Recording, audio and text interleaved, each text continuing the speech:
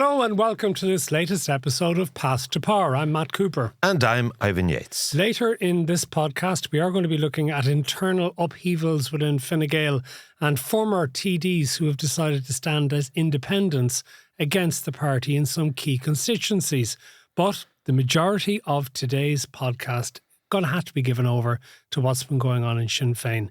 A whole incredible sequence of events going on within the party, culminating last weekend in the extraordinary resignation as a member of the party by long-standing TD Brian Stanley, one of the earliest guys to become its TD for Sinn Féin going back to 2011, and somebody whose dedication to the party goes back to selling Unfublucht in the 1980s around the pubs in the Midlands when that was not a popular thing to do. And then that brought us into the Niall O'Donnell issue and the truth finally emerging as to why it is that he had resigned as senator. So, Ivan, let's start though. I mean, I suppose it all goes back to, I'm not sure that any of this would have come into the public domain if it hadn't been for the original story, which was the paedophile press officer in the North getting the two references from fellow party members and going into the job in the British Heart Foundation before he was actually convicted for his crimes.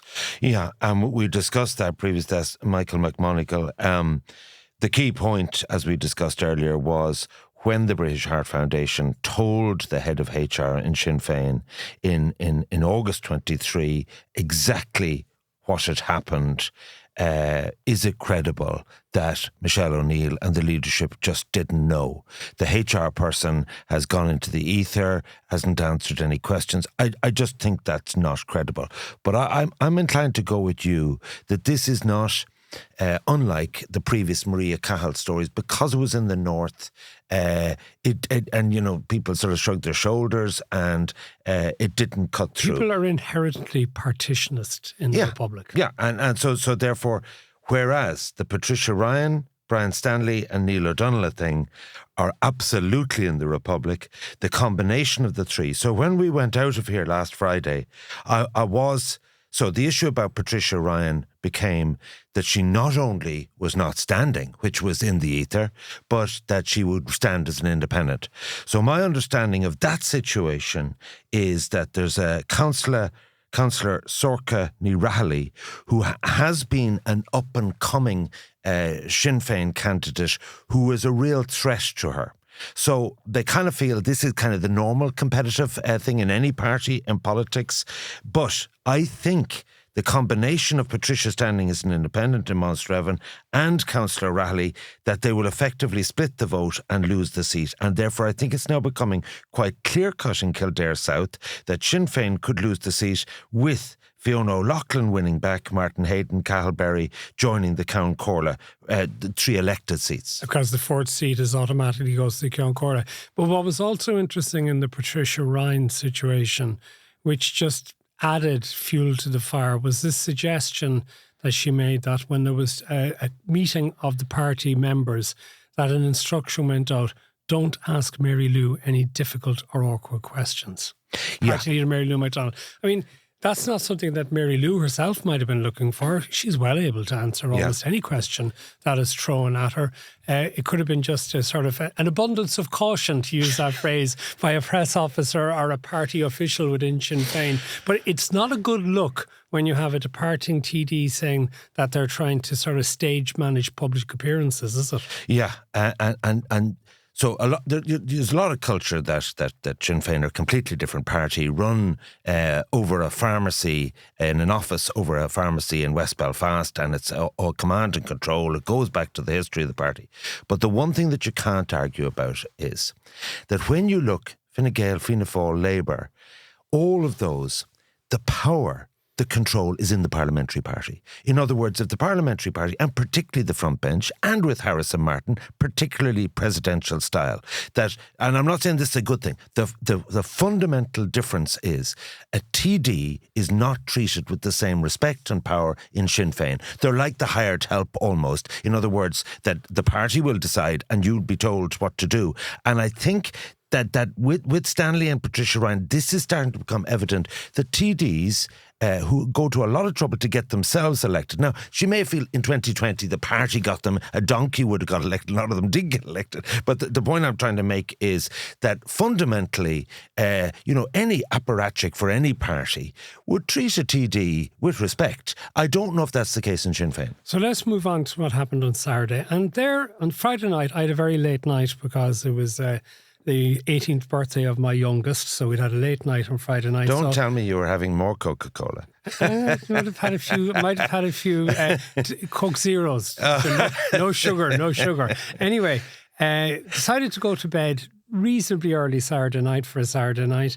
And doesn't my phone bloody ping at around 11:30 with an urgent message from you, of all people, getting on to me on a Saturday evening to deliver the news. A rare scoop from Ivan, but you'd seen Leash today and you'd seen the Brian Stanley story, which I think for an awful lot of other people they woke up to on Sunday morning were not aware, and it absolutely shocked everyone. Now, we're going to be very careful here, Ivan, because you've heard a story as to what he is alleged to have done. I've heard a story which is very similar, but differs in some of the details. A boy meets girl story. Would you just stop? Would you just stop? All right, okay. Anyway, we'll just say there's a distance of about a pillow between the two stories, all right, okay? Anyway, we're not going to go there. We don't know what the truth of the situation is. And you see, this is actually going to be part of the problem in that it's always going to be he said, she said. I don't know and you don't know. And it remains to be seen if the Gardaí decide that this is something that deserves an investigation, given that the other person involved did not make a complaint to the Gardaí, but made a complaint within Sinn Féin. This is something that happened over a year ago. This happened in October last year. And so Stanley seems to be annoyed that he became aware that a complaint was being made on the opening day, as he described it, for putting down nominations for the general election in various constituencies. This was July, August of this year. Yeah, so he seems to sense that a stitch-up was underway and that there was then a delay of a few days before he was formally notified of the complaint, something that he got wind of. And that he also went to Mary Lou MacDonald about. I think this is where it starts getting really interesting.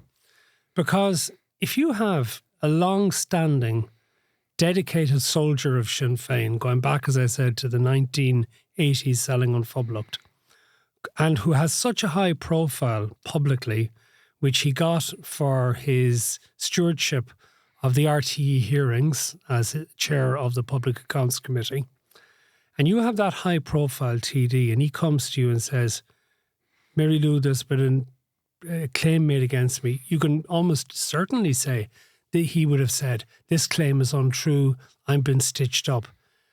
And that she didn't actually try to find out everything about it.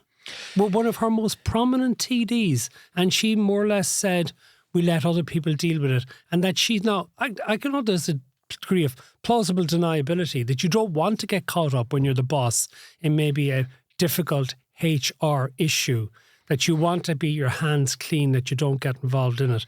But it still strikes me as very odd that she didn't want to know and get involved and try to sort it out. So the politics of this, and I come back to that very point of how she reacted to it, because, one of the differences, again, with Fianna Fáil and Fine Gael is if you look at a number of conventions where on the eve of the convention people withdraw, someone puts their arm around them and says, look, we'll sort something out here. And there's a bit of empathy. Whiskey and a revolver. Well, the point is that there's a persuasion thing. With Sinn Féin, it seems that people just walk and they just have this sort of absolute attritional situation, conflict and walk. So couple of flashing yellow lights for Mary Lou and Sinn Féin on this. One, the situation on the ground is that there was an Aidan Mullish councillor who was the only other Sinn Féin councillor other than Caroline Dwan Stanley, his wife, right? So that Brian's wife. Yeah, Brian's wife. So the situation is that other councillor left the party over something else. So as it's now a 2 3-seater constituencies, Laois is a constituency and so on, the reality is there is no Sinn Féin organisation. There is no other councillor other than the Stanley. And so therefore, if he's gone and he runs an independent, there is no prospect of Sinn Féin holding that seat, whereas there is a prospect in South Kildare of someone. So he is Sinn Féin in Laois. That is the point I'm making there. So that is a serious loss, and that's why she should have paid attention to it, because, you know, it comes down to a head count. Now, the second thing why she should be really concerned is, you see, when you have a row with someone, always pick someone that is weaker than you in politics. You know what I mean? Do not take on a gunslinger who will throw in the word on a Saturday night like kangaroo court. Because he knows that goes straight to the heart of Maria Cahill. It goes straight to a sense of Sinn Féin administer their own justice rather than respecting the institutions and the criminal justice system, north and south. So that is a kind of Exocet missile. And secondly, he then came out, as it unfolded in the Dáil, to say that Mary Lou was essentially lying in the Dáil about elements of what she put on her side of the story. And so therefore, that's trouble, because you see, some people go quietly into the night. He's not going to do that, and he is going to be there with a lot of credibility, having given a lifetime of service to Sinn Féin, to say this is how things really work, whereas normally they present this edifice that everything is perfectly normal. So a loss of a seat, number one. Now, how will this work out for Stanley? Well, I would actually bet money that there won't be a file referred to the DPP. There won't be charged. That's only my own conjecture. But if at some point that happens, and if it happened earlier, Stanley will take that as vindication. Okay, maybe he misbehaved, but it wasn't a criminal offence. One of my key sets of advice to people in a crisis: moral compass. Did you break the law? I asked them that question straight up, because it is absolutely clarifying in terms of right and wrong. Because if you did break the law, it's irredeemable, almost. Whereas if you didn't break the law, so Golfgate, it happened, they didn't break the law simply because the court in Connemara Clifton found that they hadn't committed an offence because the regulations hadn't changed or whatever. So that is all material. It'll be interesting to see how it plays out. But what then went wrong... Can I come back? Yes, I want to put a few points in relation to Brian Stanley. I thought the use of the phrase kangaroo court was fascinating, because that meant that there was an irrevocable breach between Stanley and Sinn Féin. There is no way back for him. And it's mutual. They wanted him out, yeah. Well, you see, I wonder what was going on here. And I mean, and this will bring us on to the next case in a second. I mean, if this hadn't erupted into the public domain, brought there by Stanley, what otherwise would have happened, right? Because was it that they were going to do a quiet reprimand for Brian Stanley, but still run him as a candidate? The fact that he went public would suggest that that wasn't on the cards. So how were they going to handle it? Were they actually going to say, look, Brian, you're out of line, you need to stand down because of this? Or apologise. Or whatever, yeah. But you can't run as a candidate. Were they going to say, but look, would you like your wife to run as the candidate for Sinn Féin? And remember, she is a councillor, as you said, and she's still a member of the party at the time of us recording this podcast. So he would be a lot more popular in there. Well, I know, but hold on. The point is that they was just think that the Stanley name would still get them the seat. They might have been thinking. But anyway, and I don't think that's likely. I think what they were saying, they did decide that they had to, for whatever reason. Possibly, there's a couple of things in this. I think the revelations in relation to McGonigal impacted on this, that they probably thought that they wouldn't have actually had to deal with this in the same way, that they were now working in a different way because of the public disclosure of the McGonigal situation. But I also suspect that they possibly thought that they would be able to say Brian Stanley has decided after many years of great service that he's retiring, and that they would have given him the warm, outgoing tribute in the way that they gave their senator friend when he left, the story we're going to get to at the moment. But Stanley blew all of that up. And then what they decided on Sunday, and this is where they really have a weakness, is the issues that were not serious enough to have referred to the Gardaí previously. On Sunday, they decide to announce we're sending him to Garda Síochána. And Pa Daly, the spokesman for Kerry, they just admitted to me on the last word during the week that, they probably wouldn't have referred the issue to the guards unless Brian Stanley had done what he did. Well, first of all, they're referring it to the guards. When I made the statement that he did, that was it. Yeah. It was Saturday night's statement which prompted them referring it to the guards. No, but that was pure deflection. That was pure deflection. Don't ask me any more questions. That's a matter for the guards. Exactly. No, that was pure deflection. So, sorry, let's be fair here. I don't think you can conflate whatever Brian Stanley has done with child protection issues with McMonigal. No, but I just think you cannot say that in the one sentence to have the two cases the same from the No, but I think what it is basically the public perception as to how to deal with issues, and because they'd been taking so much flack on the McGonigal thing, they didn't want any allegations to emerge about a senior TD into the public eye and be said that they hadn't dealt with them properly. So I think in my opinion, it's a lose-sum game for everybody. For Stanley, he will be damaged by this, but I think at the end of the day, Stanley will probably survive it better than Sinn Féin in Laois. Which brings us on to the situation that we knew from last week, that there was a demand for a focus on the opposition in terms of Dáil's statements about the McMonigal and all these affairs, which was, I would say, political opportunism. But what I think the people calling for that didn't know last week, that became obvious earlier this week, was all the while this McMonigal, Niall O'Donoghue, former Senator Niall O'Donoghue story was emerging.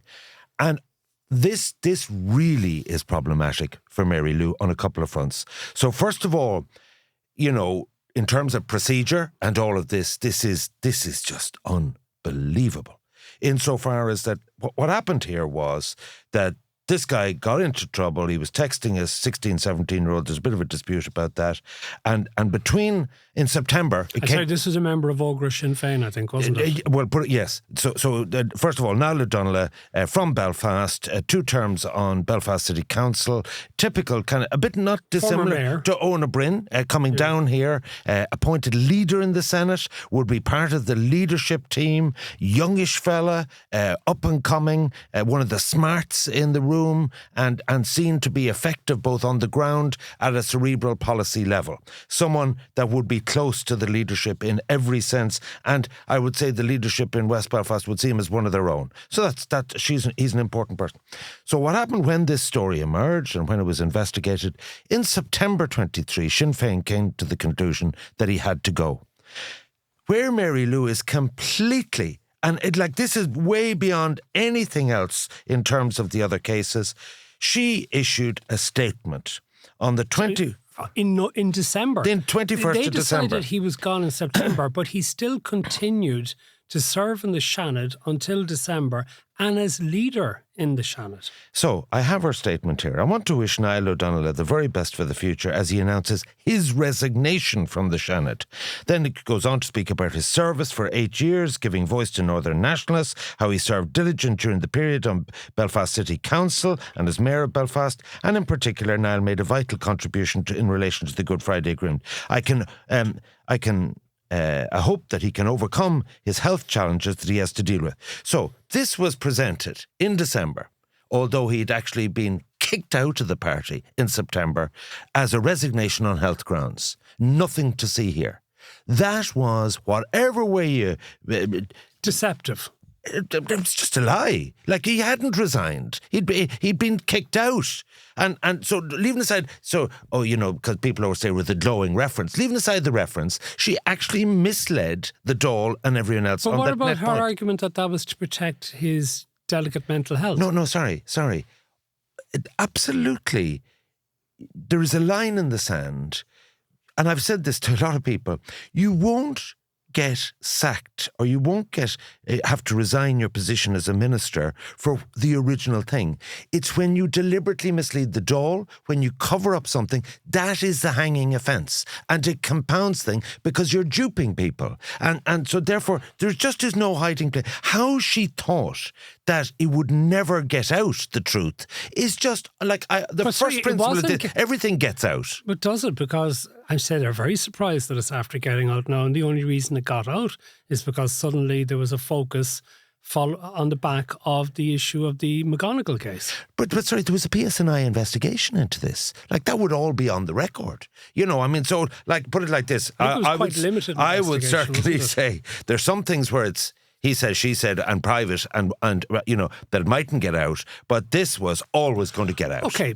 And then so it's just desperately poor judgment on her behalf. And then, of course, Stanley, as chair of the Public Accounts Committee, only has the job by nature of being a Sinn Féin nominee. So they've now decided to nominate Mairead Farrell for the job. Which is perfectly reasonable. Yeah, because always the largest party in opposition gets the chair of the BAC. Actually, you know, it's quite amusing, though, actually, is that after jumping up and down about it, the opposition parties sort of indicated they might object. They didn't. And then Patrick McLaughlin is out shouting at them, no, they don't have the guts to actually... Come on, get real in relation to this. I think the government parties can see that actually just let her take the job. She's not going to get much of a chance because it's a general election coming up. It's a sideshow and that's not good. But here is the point that I want to examine. Yep. This, I think, is the key thing.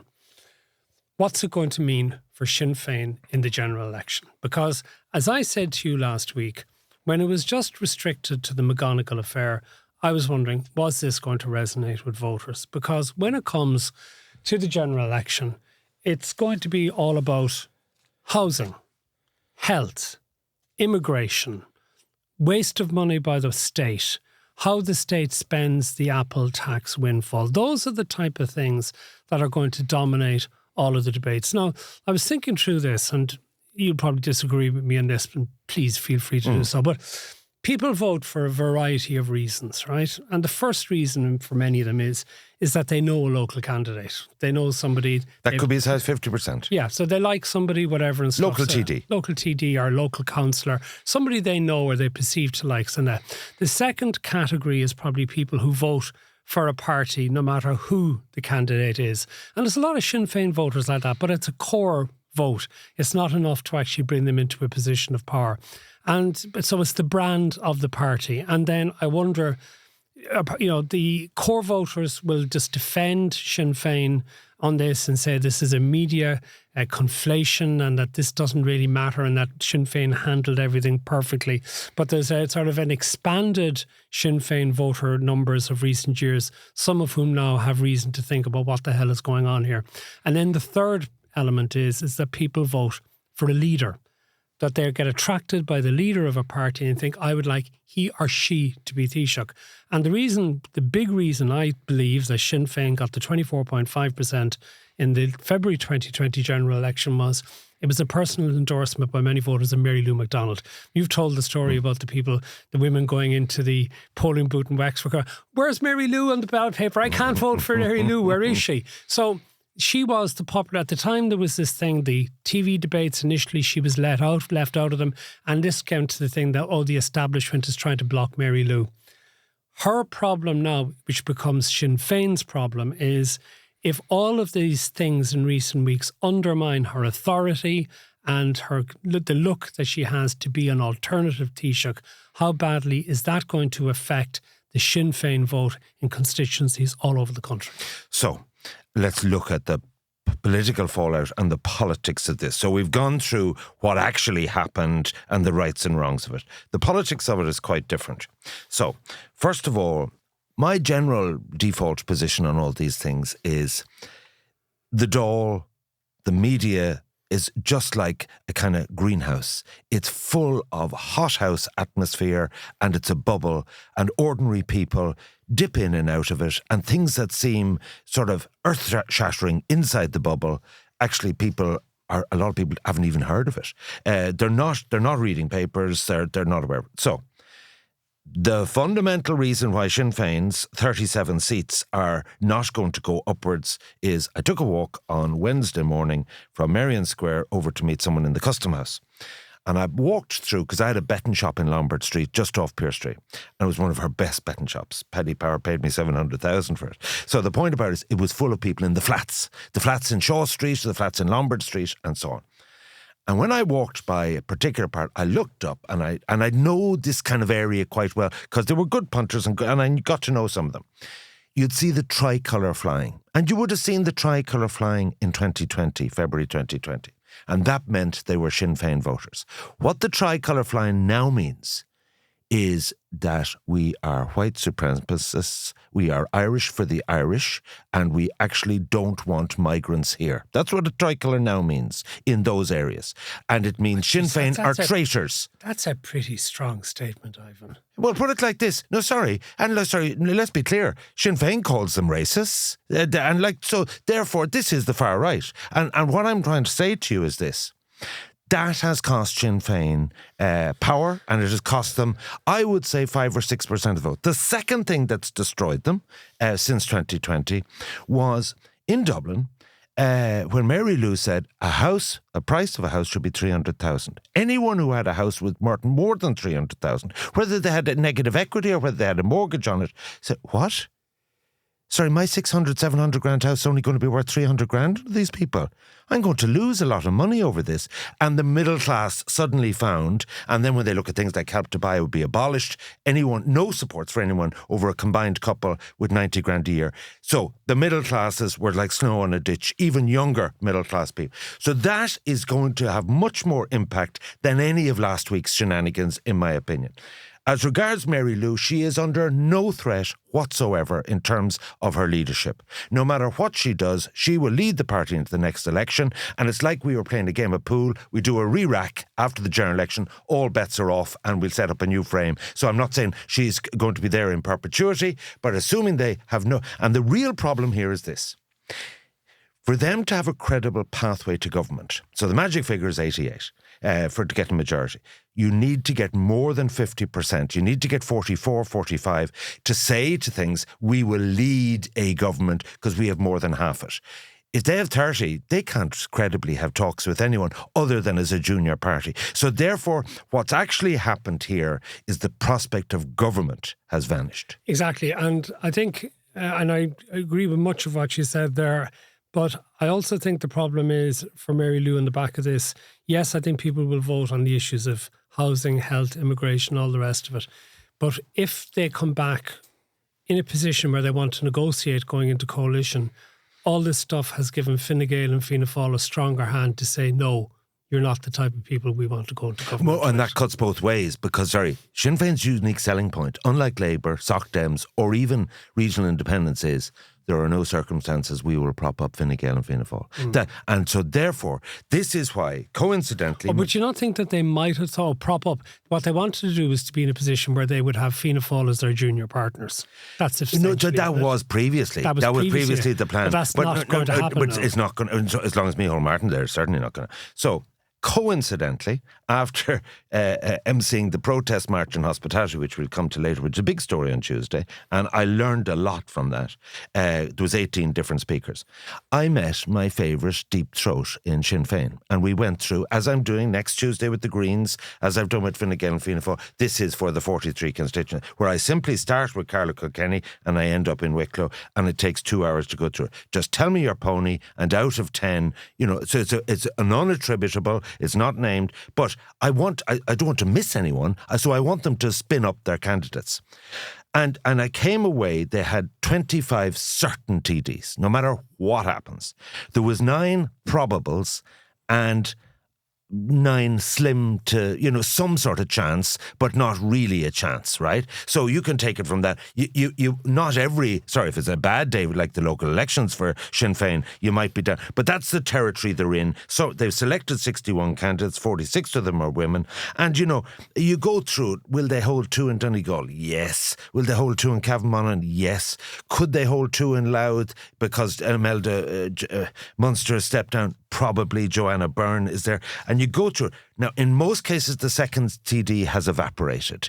Maybe it's hard to call it in Waterford. You meet one person and say, well, on a good day, Conor McGuinness and Garvan get in with David Callan because they actually did well in the local election. But what I'm trying to say is this idea of a Sinn Féin wipeout is actually 30 seats because they had 37. It's not, down to the levels of the Soc Dems. But it's so much below what they had actually hoped to have. 50 and plus, stuff like. yes. By the way, this is one opportunity I want to say. Last week we made reference to Mary Lou MacDonald had said about the government benches that there were people there who had reason to be concerned about references they had actually given. And I was contacted by somebody to say that I'd made reference to a case of a former Fine Gael person giving a reference in a case in Australia. And he clarified for me that that person actually subsequently was acquitted.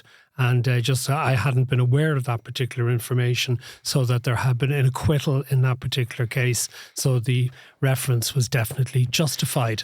Okay, we have to take a break. We need to take a break. Can you hold the thought? Yes, okay. And we'll come back because we've lots more to talk about. Lots of stuff from the hustings. It's all happening. We'll get to that and more after this quick break. Welcome back to the second part of Path to Power. You want to talk about the hustings. I also want to ask you about that restaurants campaign that you emceed the other day, because to my complete shock, I saw you in a photograph standing beside Michael Lowry. I've been sent the photograph. I thought the two of you weren't speaking anymore. But not only that, did you not see what went... I was walking up. Oh, I know. I was going to get to this one. The Burkes. Your encounter with the Burkes. Yes.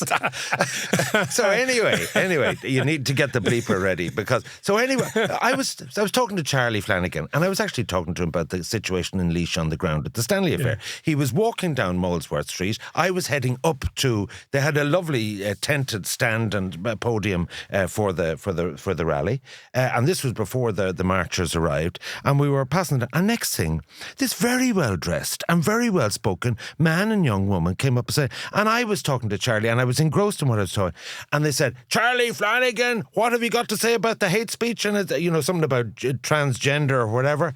And so Charlie, I'm here speaking to my friend Ivan Yates. Now I would have said, would you ever off? That's what I would say. Like, you know what I mean? Like, now that I'm out of politics, and I would say it in such a way it would be meant exactly as it sounded. So basically, they kept at it and said, I watched later, he got guards to assist him. He had to go into an art gallery. Why can't politicians just say it like it is? You see, Ivan, a couple of things struck me from that video when I saw it. And I was actually in a hurry. Oh, well, I tell you this much. Let me tell everyone who's listening that Ivan walks very slowly. I do. My God, you scuttled away like you were Usain Bolt in that video. They weren't interested in me. I don't know if they even knew me. But that's what I was about to say. Actually, I thought it was like, I'm surprised you knew who they were. But I was actually... No, I didn't realise it until they actually said it. I was surprised they didn't take advantage to give you a bit of grief as well. They know what they would have got. They would have got. So set on Charlie Flanagan. Oh, and they actually then, because the other TDs were coming out for the march, they actually, anyone there, and then the journalist said, oh, I hear the Burkes are here, can we get them on? So they were looking for footage on that. So anyway. Oh, wait, we'll go back to standing beside him. I thought Michael Lowry wasn't talking to you anymore because of what you said about him in the book. Well, the situation is, I talk to everyone. Very interesting. Yeah, but do they talk to you though? They do. They're all talking to me. Are you all friends again, yourself and Michael Lowry? No, sorry. I respect any politician because I know how tough their life is, and he's been around a long time, and so on. We may have disagreements with anyone all the time, but that's just business. So, first of all, the thing I know. So 1,200 at the march. There was 18 speakers. Not only, it was organised by the Restaurant Association of Ireland and rural vintners. Actually, Dublin publicans and hoteliers did not participate in it. But actually what I found was when I was... to control the time, I had to interview them, right? A few of them made set speech. The president of the RAI and the president of the VFI, who's actually a Fine Gael candidate, John Clendenin, in Kinnity in County Offaly, which was ironic in itself. So they spoke, Adrian Commons and Pat Crotty, who's the CEO. But nearly everyone else was interviewed. But RG Dat was there, 4,500 members. Mark, the chairman of ISME, was there, 10,000 members, yeah. Then you had the Hairdressers Federation, you had the Hair and Beauty Confederation, people that I'd know, the Spa Association, Tig Daly was there for the Nursing Homes Association. And basically, because there was something you touched on what the election was about. And I've actually, I at 5 a.m. yesterday morning, this will tell you how sad my life is. I listened to the Irish Times podcast, Inside Politics, listening to Micheál Martin. And I thought it was a serious interview. And he shifted his position on the election, inevitably. But the point is this, that Fine Gael and Fianna Fáil are making one mistake. When they talk about education or health or whatever the issue is, over the last 4.5 years, we've had 5 budgets, we've allocated another 4 billion to this thing or that thing, this public service, and we've made it better. Sorry, you're conflating two things here, the allocation of money and making things better. These people who were protesting about seeing their bank balance go down, seeing they're losing money, seeing Shanahan's closing, seeing all types of restaurants, once Ballydehob, so individual restaurateurs and publicans came up from Kildare and so on. And the point I'm trying to make is this.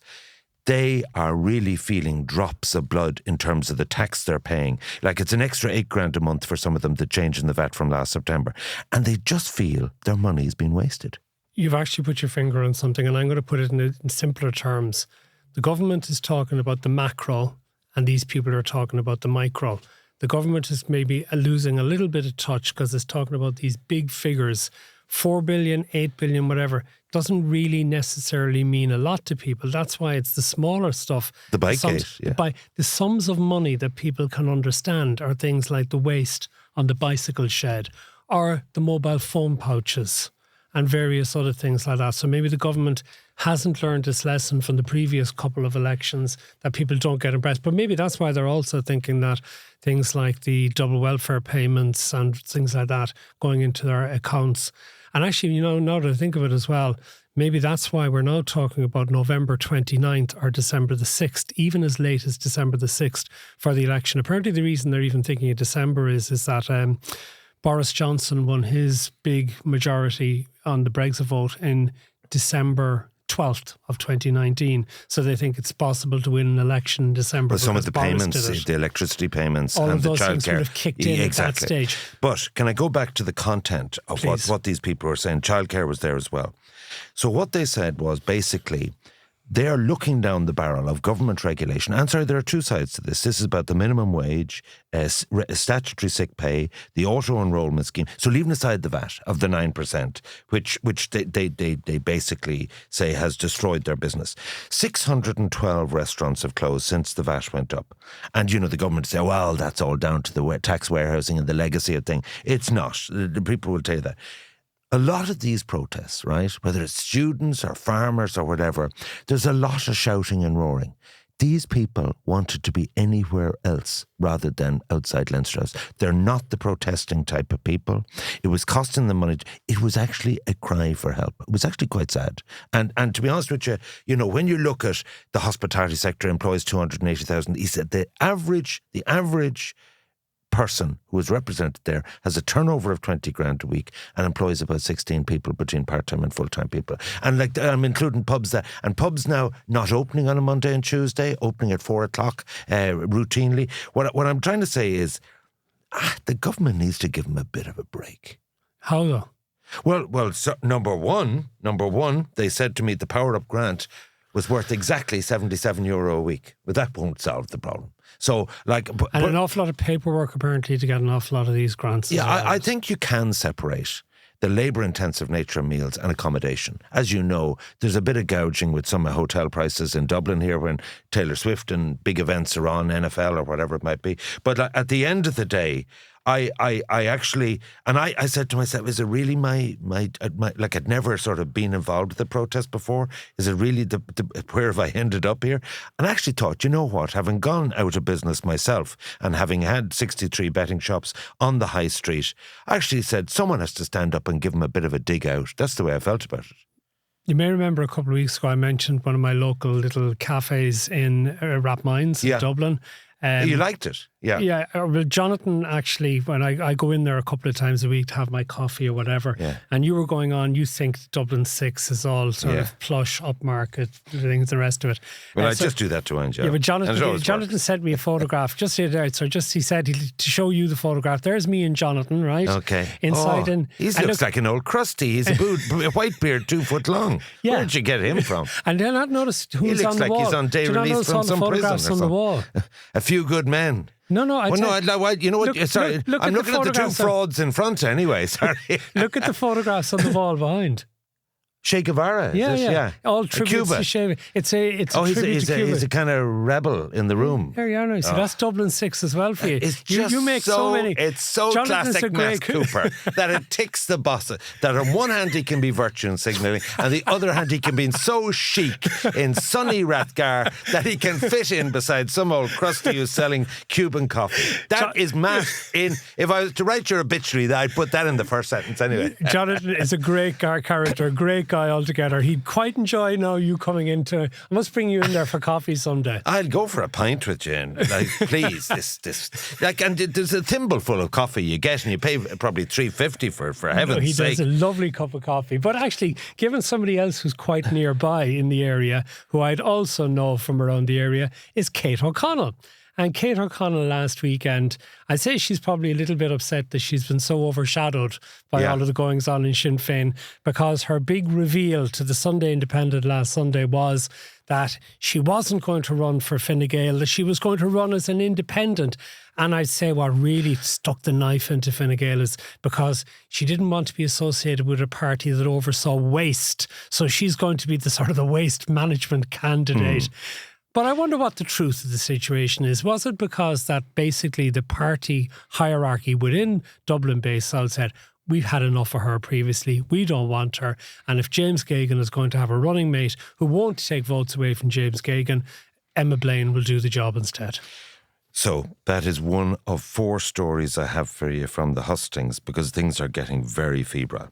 Kate O'Connell, by her standing as independent, has flushed down the toilet the prospect of a second Fine Gael seat. Word is now that Michael McDowell mightn't stand. But I don't know. And I don't know if he knows, but the word is by all the party. Now, it's maybe wishful thinking, but let's say he doesn't stand. See, I actually think he mightn't stand, because Michael McDowell is not going to stand if he doesn't think he has an almost certainty of winning a seat. He does have a certainty of winning a seat. No, he doesn't have a certainty of winning a seat. That's too competitive an area. There's too many. No, I thought you were going to say certain of being a minister. No. Yeah. But anyway, so Kate O'Connell is a setback. Like, let's be clear about this. When you have the 17 Fine Gael retirees, there was some expectation back in April when Harris took over, with all his energising and all his raising morale, which he has done, in fairness, that some of these TDs might change their mind. Not only have none of them changed their mind. More of them have gone. Ring and Damien English have gone since, but the one he could point to that he was a game changer who fell out with Leo was Kate O'Connell. And apparently, headquarters side of the story is they were in talks and the talks went cold on her side. And that basically they would have preferred her to stand, and we talked about the timing of the election being the timing of that announcement. So the story is, I think, between one thing and another, the chances of a second Fine Gael seat are gone there. In the same week, Cullen from Newtown. Hold on 1 second. Yeah. Do you think will Kate O'Connell actually run? She may have announced she's run. She's launched a GoFundMe page to try and raise 10 grand for her campaign. Will Kate O'Connell have a sufficient ground network to be able to get the votes? Will she have enough money for an advertising campaign up against Fine Gael? I mean, again, does Kate O'Connell want to run when she might not win a seat? Well, put it like this. I don't think you can declare on the front page of the Sunday Independent you're standing as independent and then not stand. I think that's incredulous. I haven't even counted, but I don't think she'll get elected. I don't think she'll get elected. What's the point, what's the point of her doing it? But she'll have it. Give it a go. I mean, no one's guaranteed election. So Cullen is that's the first blow to Fine Gael. Of course, the previous blow, which was really, really sad, was John Naughton dying. That is a serious blow. Yeah. Like, I've looked at that constituency very closely. Michael Fitzmaurice is going to stand there. So this lady topped the poll, 24 years of age, Councillor Emma Kelly, independent, in South Roscommon, just outside Athlone. And the idea was that she would be the candidate. She said she's not joining the Independent Ireland Party, which means that Michael has no choice but to stand in Roscommon. So that's fine. Alan Shatter. So you have Naughton, you have Kate O'Connell. So Alan Shatter is going to, a former Fine Gael minister, long-standing TD for God knows how many years. Yeah, he was elected the same day as me, 81. Okay, he's going to stand as an independent in Rathdown. Okay. Yeah. 2 things that are very interesting in this for me as to how he's going to campaign. One is that he's going to go on the inheritance tax thing, which he had used to get himself back into public limelight in recent times. And that's an interesting one. The other thing is he has been probably almost the sole defender of Israel. And trenchantly in the media over the last year.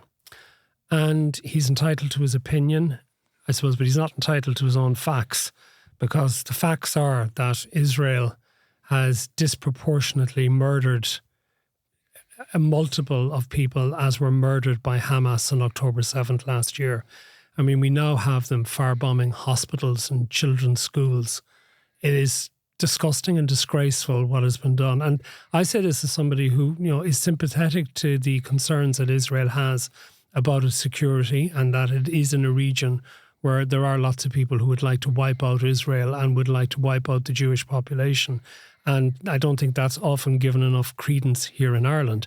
But even if you do understand all of that, Israel's reaction and Israel's behaviour has been absolutely appalling. It is genocide, what it is doing.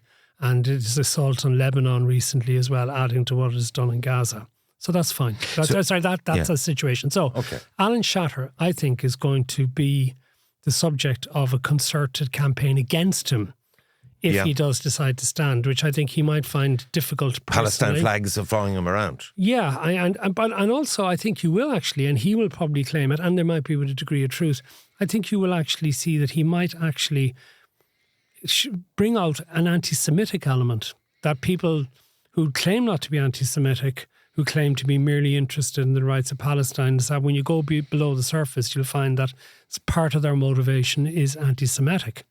And this is going to be a very, potentially, very distressing campaign for him if he goes through. I'm sure he's thought this whole thing through, and I hope that he is engaged in a civil manner when people decide to debate the issue of Israel with him. But I'm not sure that we really want the issue of Israel to become one of our defining ones in our own general election campaign. So looking at this in crude terms of what's going to happen in Rathdown, Dublin Rathdown, this is Blue Belt. This is Fine Gael territory, make no mistake about it.